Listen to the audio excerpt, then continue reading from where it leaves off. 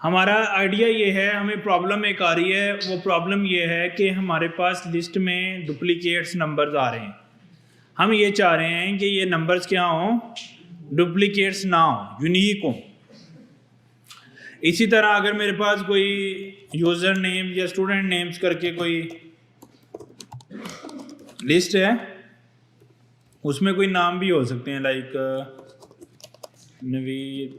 Naveed Ali.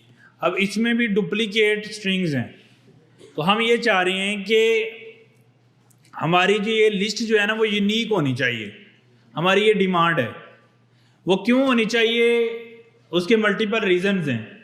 Like अगर देखिए, अगर हमारे पास एक स्टूडेंट ऑलरेडी रिकॉर्ड में है तो क्या हमें उसको दोबारा क्रिएट करना चाहिए? नहीं करना चाहिए।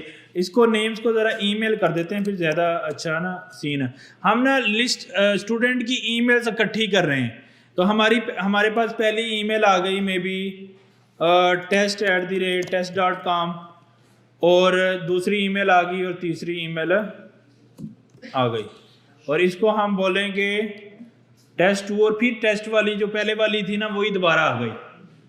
तो हमने स्टूडेंट की ईमेल्स को प्रिजर्व करना है, लेकिन अगर वो डुप्लीकेट होंगी तो क्या ये अच्छी चीज़ है? नहीं, हमारे लिए अच्छी चीज़ नहीं है, क्योंकि हमने सब स्टूडेंट जिनकी ईमेल्स हमारे पास हैं, हम उनको नोटिफाई करना चाह रहे हैं कि कल आपकी क्लास नहीं होगी। अब जिसकी 2 दफ़ा ईमेल होगी तो उसको क्या होगा, 2 नोटिफिकेशन चले जाएंगे, मतलब 2 टाइम ईमेल चली जाएगी उसको। तो ये एक प्रॉब्लम है। और प्रॉब्लम ये है कि हमारे पास एक लिस्ट है, उस लिस्ट को हम यूनिक करना चाह रहे हैं। मतलब कि हमारे पास लिस्ट में डुप्लीकेट चीज़ें ना हो, लिस्ट में डुप्लीकेट चीज़ें ना हो। लेकिन अगर मैंने एक एप्लीकेशन बनाई है, जैसे लाइक ये लिस्ट की एप्लीकेशन बनाई है, और इसमें मैंने यूज़र से एक और इनपुट ली ईमेल, और मैंने इसके अंदर क्या कर दी, अपेंड कर दी। तो अपेंड कैसे करते हैं, स्टूडेंट ईमेल्स डॉट अपेंड, एक नई ईमेल अपेंड कर दी test2। अब test2@test.com ऑलरेडी ईमेल है या नहीं है, तो इससे क्या होगा, ओवरराइड नहीं होगी, डुप्लीकेट हो जाएगी। तो मेरे पास इस लिस्ट में 4 आइटम हो जाएंगे, 2 ईमेल एक जैसी होंगी और 2 ईमेल एक जैसी होंगी। तो अब प्रॉब्लम हमारे पास क्या आ रहा है कि हम एक लिस्ट हमारे पास है, और हम एक नया आइटम उसमें ऐड करना चाह रहे हैं, एक नई ईमेल उसमें ऐड करना चाह रहे हैं, लेकिन हम ये भी इंश्योर करना चाह रहे हैं कि वो डुप्लीकेट ना हो। लेकिन अभी तो ये क्या हो रहा है, डुप्लीकेट हो रहा है। अब अगर ये चीज़ मुझे चेक करनी है कि ये डुप्लीकेट ना हो, तो पहले मुझे कोई इस पर चेक लगाना पड़ेगा। वो चेक अगर ओके होगा, फिर मैं उसमें ये नई चीज़ अपेंड कर सकता हूँ, अदरवाइज नहीं। तो हमें एक लंबा चौड़ी लॉजिक बनानी पड़ेगी, कुछ ना कुछ जहन में आ रहा है ना, लॉजिक बनानी पड़ेगी। हमें ये चेक करना पड़ेगा कि ये वाली ईमेल पहले एग्जिस्ट करती है या नहीं। अगर ऑलरेडी एग्जिस्ट करती है तो फिर हम उसमें नई एंट्री नहीं डालेंगे, अगर नहीं करती तो फिर एंट्री डालेंगे। ऐसे ही है ना बात, अगर वो एग्जिस्ट नहीं करती तो एंट्री डालेंगे, अगर एग्जिस्ट करती है तो एंट्री नहीं। लेकिन इसके लिए हमें थोड़े को लॉजिक बनानी पड़ेगी। अगर लॉजिक जो है ओके चलती है तो फिर वो उसमें अपेंड हो जाएगा, अगर लॉजिक सही नहीं होता तो उसमें अपेंड नहीं होगा। अच्छा, अब वो लॉजिक अगर हम देखें तो हमारे पास एक दो ऑपरेटर ऐसे हैं जो हमें हेल्प कर देंगे। लाइक अगर हम ये चेक कर लेंगे, इफ़ अगर ये जो स्ट्रिंग है ये वाली, इनमें भी इसको हम एक नई वेरिएबल में रख लेते हैं, न्यू ईमेल, उसमें हमने ये रख ली, तो हम बोलेंगे कि न्यू ईमेल नॉट इन किसके अंदर, स्टूडेंट ईमेल्स। तो फिर आप क्या करो, स्टूडेंट ईमेल्स डॉट अपेंड। यही लॉजिक होगी ना कि हम चेक कर लेंगे कि वो ईमेल ऑलरेडी उसके अंदर एग्जिस्ट है या नहीं। लेकिन अल्टीमेट हमें थोड़ा ज़्यादा काम करना पड़ रहा है, थोड़ी ज़्यादा लॉजिक बनानी पड़ रही है, जिससे क्या हो रहा है कि हमारा मतलब टाइम भी ज़्यादा लग रहा है और प्रोसेस में भी वक्त ज़्यादा लग रहा है। सिर्फ एक चीज़ इंश्योर करने के लिए कि ऑलरेडी ईमेल उसमें ना हो। अच्छा, इस यहाँ पे इस प्रॉब्लम के फिक्स के लिए ये हमने चेक लगा के लिस्ट के साथ कर तो लिए, लेकिन पाइथन में एक और डाटा स्ट्रक्चर है, that is called sets. That is called sets. Sets एक ऐसी टाइप ऑफ लिस्ट है, जिस तरह टपल एक ऐसी टाइप ऑफ लिस्ट है ना कि जिसके अंदर डाटा ऐड डिलीट अपडेट नहीं होता। तो सेट एक ऐसी सेट ऑफ लिस्ट है जिसमें डाटा डुप्लीकेट नहीं हो सकता। It will be unique list. उसमें कभी भी हम चाह के भी डाटा को डुप्लीकेट नहीं कर सकते। अगर हम कोई चीज उसमें नई इंसर्ट करेंगे तो ऑटोमेटिकली उस चीज को वो खुद से यूनिक बना देगा। ये सेट की बाय डिफॉल्ट फीचर है कि उसके अंदर जो भी चीजें होंगी वो क्या हो जाएंगी, यूनिक होंगी। अब सेट्स बनते कैसे हैं वो देखने। सेट्स बनाने के लिए हम क्या करेंगे,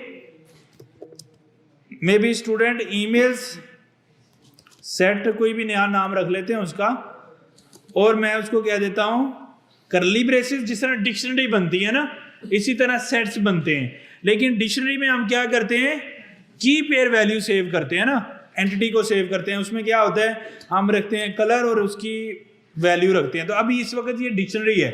अगर मैं इसमें सिंगुलर वैल्यू सेव करूंगा ना तो उस वक्त ये क्या बन जाएगा, सेट बन जाएगा। जैसे मैं इसमें रखता हूं test@test.com और test इक्वल टू test.com।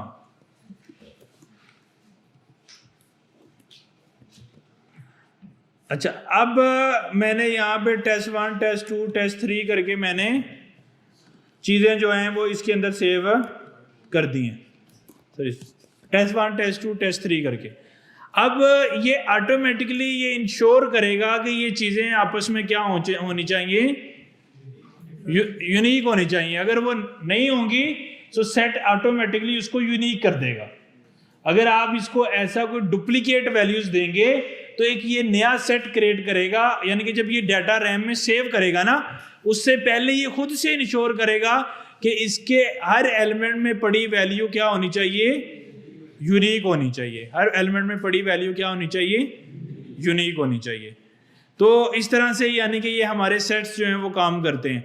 तो सेट में यूनिक वैल्यूज होती हैं। तो टपल में जिस तरह नॉट चेंजेबल वैल्यू होती हैं लेकिन डुप्लीकेट हो सकती हैं, लेकिन सेट्स में डुप्लीकेट वैल्यूज नहीं हो सकती। All good. अच्छा, अब हम इसका जो है वो, अच्छा बाकी के ऑपरेशंस इसके सेम है। मतलब जब हमने एक सेट को रीड करना है या कोई पर्टिकुलर वैल्यू उसमें से गेट करनी है, वो उसी तरह चल रहेगा जैसे लिस्ट या टपल में चल रहा है। तो लेट्स सपोज अगर हम ये सारे का सारा प्रिंट कराते हैं तो इस तरह से हमारे पास सेट जो है वो आ जाएगा।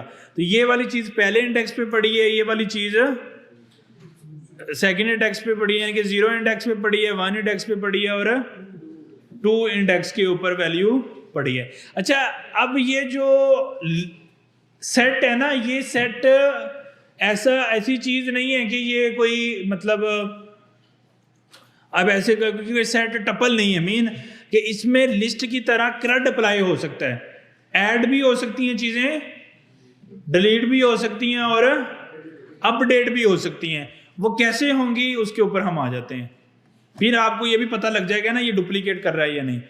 स्टूडेंट इमेज डॉट,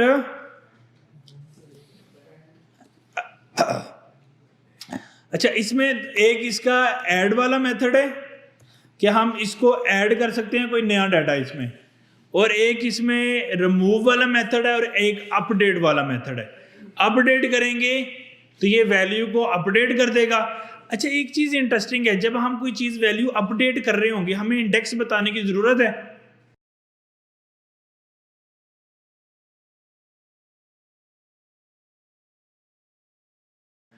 क्यों वाला? क्योंकि वो वैल्यू क्या है, यूनिक है। तो जब एक ही हो सकती है पूरी लिस्ट में तो क्या बताने की जरूरत है कि किस जगह पे है? मतलब दिख रहा है list set is unique number. तो जब वो यूनिक है तो फिर ये बताने की जरूरत हमें नहीं है कि वो कहाँ पे है। तो हम ऐड करेंगे, रिमूव करेंगे और अपडेट करेंगे कि अगर हमें डाटा को ऐड करना है, सॉरी ऐड नहीं था मेरे ख्याल से, अपेंड ही है इसमें भी। अच्छा, अब हमने क्या किया, test1 को दोबारा दी वैल्यू अपेंड करके फंक्शन, जिस तरह लिस्ट में अपेंड करते हैं ना उसी तरह। लेकिन अगर आप देखो कि इसने अपेंड नहीं की लॉजिकली, इसको करनी चाहिए थी ना, इसने नहीं की, क्यों बोला? क्योंकि वो ऑलरेडी वैल्यू चीज पड़ी हुई है, तो जो चीज ऑलरेडी पड़ी हुई है सेट उसको अपडेट नहीं करेगा, मतलब वो वैल्यू वही रहेगी जो पहले थी। तो उसमें अगर हम यही काम लिस्ट में करते तो क्या होता, एंड पे एक चीज और ऐड हो जाती, लेकिन इसने वो एक और चीज ऐड नहीं की। तो इसमें चूंकि वैल्यू यूनिक रहती है, अगर कोई वैल्यू ऑलरेडी होगी तो वो उसको नहीं करने देगा। अच्छा, अब अगर हम इसकी वैल्यू को करते हैं 5,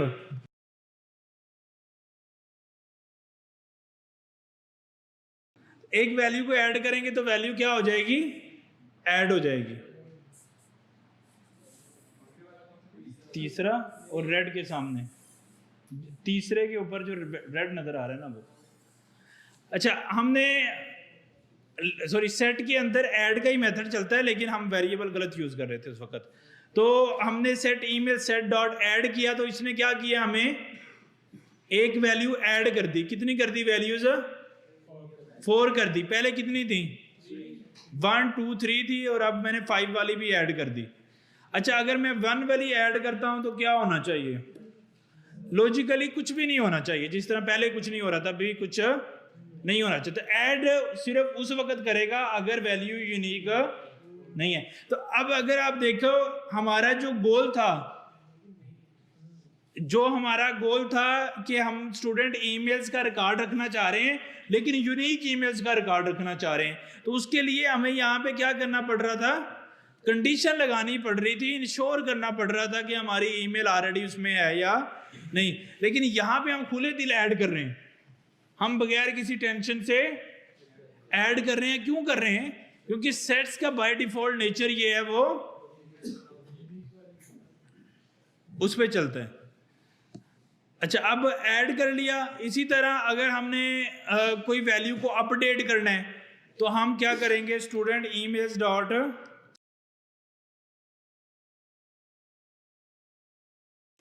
तो ये क्या करेगा, सॉरी इसके अंदर 2 वैल्यूज रहेंगी ना, एक जिसको अपडेट करना है, जिसके साथ अपडेट करना है। क्यों? क्योंकि अब इसमें इंडेक्स बताने की हमें जरूरत नहीं है, हम उसको पता लग जाएगा वो यूनिक नंबर है, उसको ऑटोमेटिकली आइडिया हो जाएगा किस चीज को उसने किस चीज के साथ यूनिक चेक करना है। ऐसे अपडेट वाला जो है वो चलेगा हमारा। इसी तरह इसके अंदर एक और फंक्शन होता है, डेट इज कॉल्ड, जिस भी एलिमेंट को आप रिमूव करना चाह रहे हो डॉट रिमूव आ जाएगा। बिल्कुल इसके थोड़े से मेथड चेंज हैं, जैसे लिस्ट में हम अपेंड यूज करते हैं, यहाँ पे ऐड यूज करेंगे।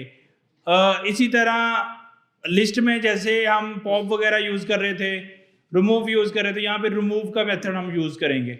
इसी तरह अपडेट करने के लिए अपडेट का मेथड यूज करेंगे। तो लिस्ट और इसके मेथड्स में चेंज हैं। क्यों चेंज है? क्योंकि सेट्स यूनिक चीजों को सपोर्ट करता है। तो अब ये जो हमारी प्रॉब्लम आ रही थी ना यहाँ पे, उसका हमारा फिक्स हो जाएगा थ्रू सेट, कि इसके अंदर डुप्लीकेट वैल्यूज एंटर होने की इजाजत नहीं होगी, यूनिक चीजें आएंगी। तो अगर आपने list of unique number save करने हैं, लिस्ट ऑफ यूनिक चीजें सेव करनी है तो हम कर सकते हैं। अच्छा, एक और भी बड़ी इंटरेस्टिंग चीज है, अगर आपके पास डुप्लीकेट चीजें हैं, जैसे मैंने आपको बोला था ये नंबर्स आपके पास ना डुप्लीकेट्स हैं, आप इसको यूनिक बनाओ, तो आपने क्या करना है, यूनिक लिस्ट बनाने के लिए आप करोगे कि इस लिस्ट को पहले कन्वर्ट कर लोगे सेट के अंदर। किसमें कर लोगे? सेट में। तो अब जब सेट में करेंगे तो ऑटोमेटिकली डुप्लीकेशंस क्या हो जाएंगी? खत्म। अब अगर तुम्हारा इसको आपने लिस्ट में करना है, फिर इसको लिस्ट के फंक्शन में रैप कर दो।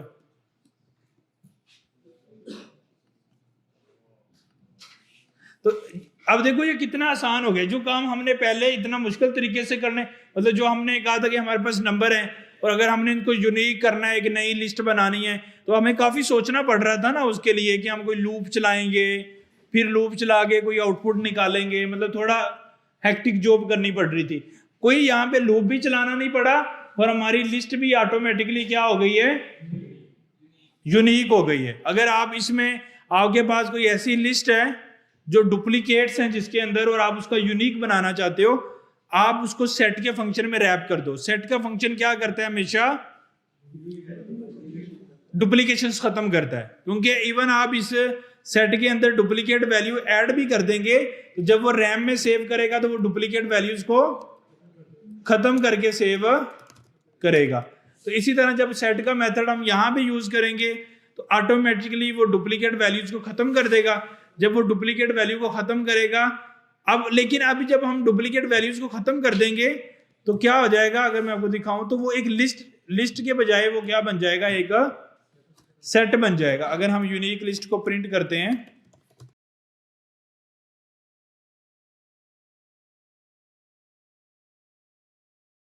अब इसने क्या किया, 20 को रिमूव कर दिया है। अच्छा, एक चीज और इंटरेस्टिंग है इसके अंदर कि ये ऑर्डर इसका मेंटेन रहना जरूरी नहीं है, यानी कि सेट के अंदर कोई एक ऑर्डर नहीं होता। जिस तरह सीक्वेंस होती है ना लिस्ट में, टपल में, इसमें कोई सीक्वेंस नहीं होती।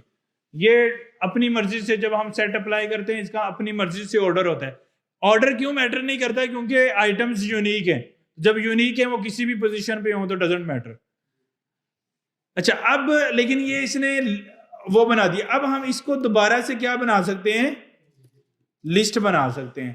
तो जब लिस्ट दोबारा से क्रिएट करेंगे तो वो उसको फिर से लिस्ट बना देगा। तो लेकिन इसमें से जो एक 22 टाइम आ रहा था वो उसने डुप्लीकेट को क्या कर दिए, खत्म कर दिया। डुप्लीकेट को क्या कर दिए, खत्म कर दिए। तो जो हमने प्रॉब्लम डिस्कस की थी कि अगर आपके पास डुप्लीकेट की लिस्ट है, आप उसको यूनिक लिस्ट में कन्वर्ट करो तो वो जस्ट हमारी एक लाइन, इस लाइन से यूनिक लिस्ट में कन्वर्ट हो जाएगी। आपको बहुत ज़्यादा स्ट्रगल नहीं करनी पड़ेगी, कोई लूपिंग नहीं करनी है और कोई सोचना नहीं है मजीद। तो ये ऑटोमेटिकली उसको कर देगा यूनिक लिस्ट के अंदर सेव। वो तो लिस्ट के बाकी फीचर हमने पढ़े हुए थे ना, लाइक ये एक यूनिक लिस्ट बन चुकी है ये, या यहाँ पे इस वक्त ये भी एक लिस्ट को शो कर रहा है। अब मैं इसका जो भी आंसर आ रहा है उस पर क्या लगा सकता हूँ, सॉर्ट लगा सकता हूँ। फिर मैं उसको बता सकता हूँ अगर उसने ऑर्डर डिसऑर्डर उसका रिवर्स में करना है या किस तरह करना है, वो उसके मेथड तो ऑलरेडी अवेलेबल है हमारे पास। मतलब जो ये वाली एक लिस्ट आ रही है उसको हम मजीद सॉर्ट कर सकते हैं, वो कोई इशू नहीं। वो तो लिस्ट के मेथड है ना, जब मेरे पास लिस्ट बन गई लेकिन उसका ऑर्डर ठीक नहीं था, मैं उस पर सॉर्ट चलाऊंगा, वो ठीक हो जाएगा। इसमें ये जो ऊपर नंबर है वो अलग लिस्ट बन जाएगी और यूनिक लिस्ट ज्यादा बन जाएगी। हाँ जी, वो तो हमने यहाँ पे देखे ना वेरिएबल। अगर आप उसी को अपडेट करना चाह रहे हो तो क्या करेंगे, उसको ओवरराइड कर देंगे। तो ओवरराइड कैसे होता है, उसी का नेम दोबारा लिख दें। तो अब क्या होगा, वो एज एन इनपुट सेट इसको इनपुट लेगा, वो सेट में कन्वर्ट करेगा, हम फिर उसको लिस्ट में कन्वर्ट करेंगे, फिर उसी लिस्ट को दोबारा अपडेट कर देंगे। अगर नई लिस्ट नहीं बनाना चाह रही, यूनिक लिस्ट, पुरानी को प्रिजर्व नहीं करना चाह रहे, तो सिंपली आप उसको ओवरराइड कर दें, मीन आप उसी वेरिएबल का नाम दोबारा यूज कर लें। यही चीज हमने जब सीखी थी ना, कि हमने जब लिस्ट बनाई थी फिर हमने उसी नाम से डिक्शनरी भी बना दी थी, फिर उसी नाम से हमने वो भी बना दिया था। तो वो चेंज हो जाता है ना जब एक चीज को ओवरराइड कर सकते हैं अपनी मर्जी से। तो जब एक मेरे पास लिस्ट है तो अब मैं उसके अंदर नई लिस्ट डाल सकता हूँ। ये एक्चुअली जब मैंने ये साइन यूज कर दिया तो असाइनमेंट ऑपरेटर जो भी आंसर आ रहा है वो उसके इक्वल सेट करेगा, वो पुराना उसमें क्या पड़ा है वो नहीं देखेगा।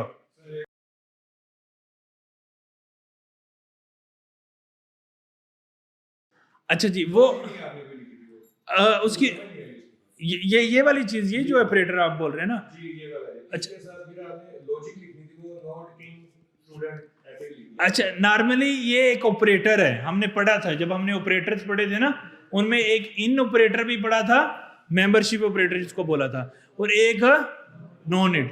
अच्छा, मेंबरशिप ऑपरेटर क्या करता है कि अगर मेरे पास कोई सर वो फार्म में नहीं लगता। नहीं, वो मेंबरशिप ऑपरेटर को दो चीजें चाहिए, किस चीज को किस चीज में चेक करना है। वो आगे उसके इन मतलब हम कहते हैं कि ये मेरा एक नेम है नवीद, या मे बी मैं कहता हूं ये एन है, इसको चेक करो, इन किस में चेक करो, ये एक स्ट्रिंग में। इसका मतलब ये है कि क्या एन इस नवीद में एग्जिस्ट करता है या नहीं। अगर करता है तो ये आंसर ट्रू प्रोड्यूस करेगा, अगर नहीं करता तो क्या प्रोड्यूस करेगा, फॉल्स प्रोड्यूस करेगा। तो अगर ये ट्रू प्रोड्यूस करेगा तो इस सारे जवाब का क्या हिस्सा प्रोड्यूस हो जाएगा, ट्रू। तो जब कोई चीज ट्रू होती है तो इफ कंडीशन एग्जीक्यूट हो जाती है। मतलब अगर मैं बोलूं ये चीज अगर मैं यहां से यहां पे लिख दूं ऐसे, ये चीज ठीक है या नहीं, ये चीज मैंने ये स्टेटमेंट ठीक लिखी है या नहीं। देखिए इफ का जो इफ के कंट्रोल के आगे हमने जो चीज देनी होती है वो इफ को ट्रू या फॉल्स प्रोड्यूस करके देना है। अब वो किसी नंबर की बेस पे हो जाए, वो हम ऐसे कह देंगे 2 लेस देन है 3 से, वो हम कोई 3 के अंदर मजीद प्लस चीजें कर लें। मतलब अल्टीमेट हमने कोई ना कोई ऐसा ऑपरेटर लगाना है जिसका आंसर क्या आए, ट्रू या फॉल्स आए। अगर ट्रू आएगा तो चलेगा, अगर फॉल्स आएगा तो नहीं चलेगा। अब जब इन या नॉट इन ऑपरेटर है, ये भी यानी कि मेंबरशिप जो ऑपरेटर है ये भी हमें ट्रू या फॉल्स ही रिटर्न करता है। नहीं, आप इसको छोड़ दे कि ये हम कहां कर सकते। पहले इस ऑपरेटर को देखें, ये ऑपरेटर मैं यूज कर रहा हूं लेस देन। अब इसको मैं कहां कर सकता हूं, अब जिधर भी मुझे ये ऑपरेटर चाहिए मैं लगा सकता हूं ना। तो ये भी कोई स्टेटमेंट नहीं है, ये ऑपरेटर है। ये ऐसे ही है जैसे लेस देन एक ऑपरेटर है। मेरी बात समझ रहे हो, जैसे लेस देन एक ऑपरेटर है, जैसे ग्रेटर देन एक ऑपरेटर है, जैसे लेस देन इक्वल टू एक ऑपरेटर है, ये बिल्कुल वैसे ही एक ऑपरेटर है। तो ऑपरेटर को तो हम किसी भी एक्सप्रेशन में लिख सकते हैं। मेरी बात समझ आ रही है आपको, उसको हम किसी भी एक्सप्रेशन में लिख सकते हैं। अगर मैं इसको वेरिएबल में इसका आंसर स्टोर करना चाहूं तो आप इसमें कुछ भी वैल्यू लिख दो यहां पे, अब इसका आंसर इसमें स्टोर हो जाएगा। अब ये एक एक्सप्रेशन बन गई है, अब ये सॉल्व होगी, ये सॉल्व होके आंसर या इसका ट्रू आएगा या फॉल्स आएगा, और वो इस HDF में सेव हो जाएगा। नहीं, वो दोबारा आप कवर कर लें। तो इट मीन ये ऑपरेटर है, ऑपरेटर को मैं कहीं भी किसी भी कंट्रोल में लगा सकता हूं। ये जरूरी नहीं कि ये इफ के साथ चलेगा या किसके साथ। अब ये किसी भी ऑपरेटर का किसी भी चीज के साथ चल सकता है। जैसे मैंने ये स्ट्रिंग के साथ चलाया यहाँ पे ये ऑपरेटर, इसी तरह इस ऑपरेटर को मैं किसी लिस्ट के साथ भी चला सकता हूं। मैं चेक करना चाहूं कि ये इस लिस्ट में ये चीज एग्जिस्ट करती है या नहीं, इसको मैं किसी डिक्शनरी में भी चला सकता हूं। मतलब ये किसी भी ऑपरेटर के साथ चल सकता है।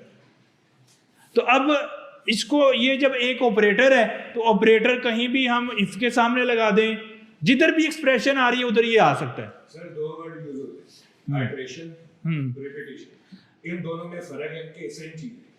वो तो अब इनसे बिल्कुल डिफरेंट चीज है। ये जो ऑपरेटर हम पढ़ रहे हैं वो डिफरेंट है। इटरेशन क्या होती है? सर इटरेशन फार में यूज होती है। हाँ जी, इटरेशन तो सर इसमें भी यूज होती है, लेकिन फाइल लगा लेते नहीं यूज होती। नहीं, देखिए इटरेशन क्या होता है कि आप एक चीज को किसी पर्टिकुलर लेंथ की हद तक हम उसको क्वांटिटी नहीं बताते। मतलब हम ये नहीं बता रहे कि तुमने कब तक चलना है, ऐसे ही है। वो खुद से डिडक्ट करता है बेस्ड ऑन दी लेंथ। वो टपल की लेंथ हो सकती है, वो लिस्ट की लेंथ हो सकती है, वो स्ट्रिंग की लेंथ हो सकती है। अब वो उतनी देर तक उसको चलाता रहेगा, मतलब उसके इर्द गिर्द चलेगा। अच्छा, जो रेपिटेशन है ना, इसका मतलब क्या है कि उसी काम को बार बार करो, लेकिन कब तक करना है कि कंडीशन हम उसको देंगे, वो कोई कंडीशन पे बेस करेगा, इसलिए वो वाइल में चलता है। तो जो मतलब हम इटरेशन कर रहे हैं, अब ये प्री डिफाइंड है कि कब तक चलना है, इसमें कोई कंडीशन की बेस नहीं हो रही।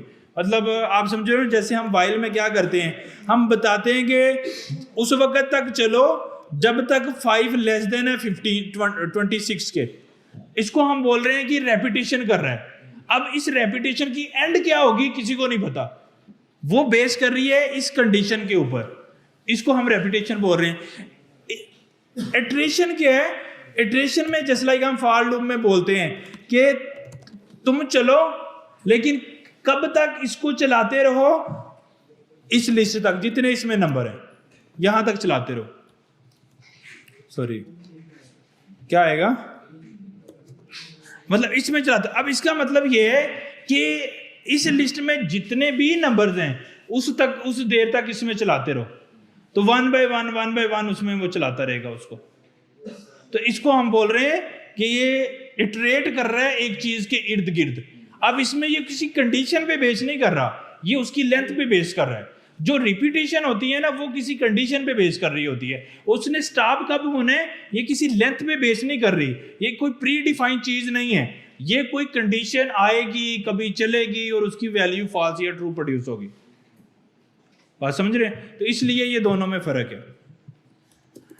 तो इसलिए मैंने यहां पे इफ के आगे ये वाला ऑपरेटर लगा दिया था, अगर ये ऑपरेटर ठीक है तो चले। अब जब मैंने ये नॉट इन लगा सकता हूं तो ये वाली वैल्यू स्ट्रिंग मैंने फिक्स की है, तो फिक्स की जगह पे कोई वेरिएबल लिख सकता हूं, और ये भी वैल्यू मैंने फिक्स की है तो इसकी जगह पे भी कोई वेरिएबल लिख सकता हूं। तो इसलिए ये वाली स्टेटमेंट बन गई। सही है? तो नॉट इन और इन एक मेंबरशिप ऑपरेटर है जो स्ट्रिंग पे भी चलते हैं, लिस्ट पे भी चलते हैं और टपल पे भी चलते हैं कि और इवन सेट्स पे भी चलते हैं कि इसमें ये चीज एग्जिस्ट करती है या नहीं करती। उसने हमेशा आंसर ट्रू या फॉल्स में देना है। तो अगर करती होगी ट्रू दे देगा, अगर नहीं करती होगी तो फॉल्स दे देगा। तो आइडिया हमने प्रॉब्लम क्या फिक्स की है कि हमें ये खुद से चेक ना लगाना पड़े और सेट हमारा बाय डिफॉल्ट इस चीज को चेक करे। All good? तो आज हमने एक्चुअली पाइथन के अंदर अगर मैं सम अप करूं 2 नए डाटा स्ट्रक्चर सीख लिए हैं, एक टपल और दूसरा सेट। टपल की डेफिनेशन क्या है? ये लिस्ट की तरह होती है बिल्कुल, इसमें लिस्ट वाले सारे फीचर्स हैं लेकिन ये इम्यूटेबल होती है और लिस्ट म्यूटेबल होती है। तो इम्यूटेबल का मतलब क्या है? नो चेंज, मतलब ऐड डिलीट अपडेट टपल के अंदर नहीं चलेगा। टपल में का कौन सी ब्रैकेट से यूज करते हैं उसको?